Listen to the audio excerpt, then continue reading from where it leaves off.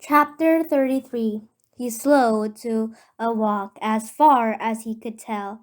Nobody was chasing him. He could hear voices coming from back of the truck, but couldn't make out the words.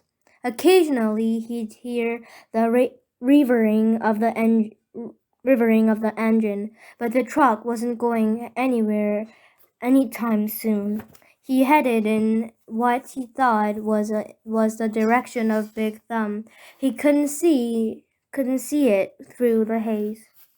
Walking helped calm him down and allowed him to think clearly. He doubted he could make it to Big Thumb, and which no water in his canteen, and he didn't want to risk his life on the on on the hope that he'd find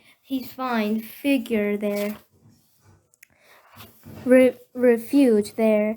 He'd have to return to camp. He knew that, but he was in no hurry. It would be better to return later, after anyone had a chance to come down, and as long as he'd come this far, he might as well look for Zero. He decided he would walk as long as he could until he was too weak to go any farther. Then he'd turn around and go back.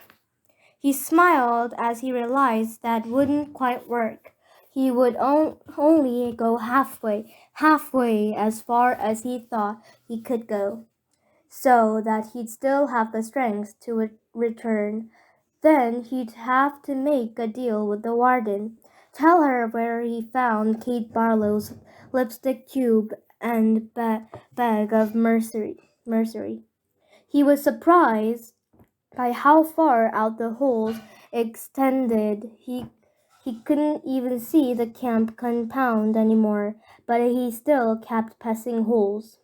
Just when he thought he'd passed the last hole, he'd come across another cluster of them, a little farther away. Back at the compound, they had dug in a systematic order, row up in row, allowing space for the water truck. But out here, there was no system. It was as if every once in a while, in a fit of frustration, the warden would just pick a spot at random and say, "What the hell, dig here?" It was like trying to guess the winning numbers in the lottery. Stanley found himself looking down into each hole he passed. He didn't admit to himself what he was looking for. After more than an hour had gone by, he thought he had surely seen the lost hole.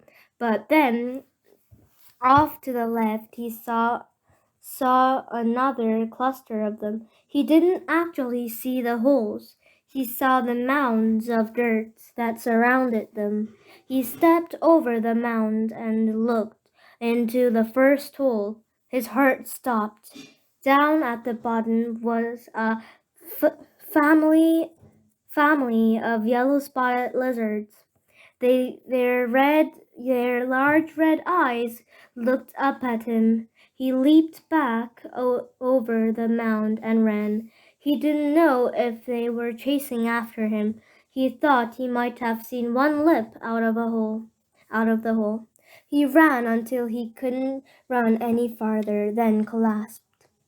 They hadn't come after him. He sat there a while and caught his breath. As he got back to his feet, he thought he noticed something on the ground. Maybe 50 yards away. It didn't look like much. Maybe just a big rock, but in the land of nothingness. And any little thing seemed unusual. He walked slowly towards it. The encounter with which the lizard had made him very conscious. It turned out to be an empty sack of sunflower seeds.